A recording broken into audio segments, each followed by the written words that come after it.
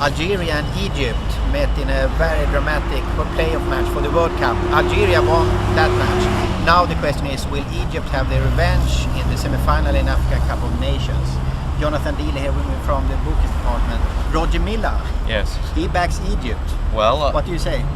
Well, actually, I'm not going to disagree with you, Roger. I'll come to that anyway. I see this is a close game. Algeria in their group matches drew 0-0 with the hosts Angola.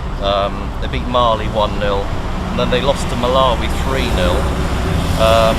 In the quarter-final, they got through by beating Ivory Coast 3-2 after extra time.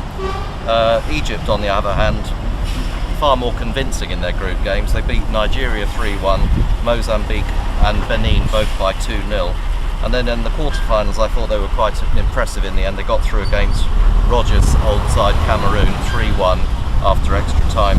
Algeria have had one extra day to prepare for this match. It can make a difference. I mean, read what you will into that. There have been a few recent previous meetings between these two countries which might offer some clues. 4 meetings. Well, certainly, and they met 3 times last year because they were paired together in the same World Cup qualifying group. In Algeria won 3-1, and then in Cairo, Egypt beat Algeria 2-0, and then if you remember, they went for the playoff and Algeria won 1-0. Worth pointing out that Egypt are the only remaining side in this year's Africa Cup of Nations who are actually unbeaten in the tournament. I would say Egypt are defensively a better side than Algeria. So, rather like our guru and god, Roger Milla, I would go for a narrow Egypt win. Okay, cool. It's 2:30 on Egypt.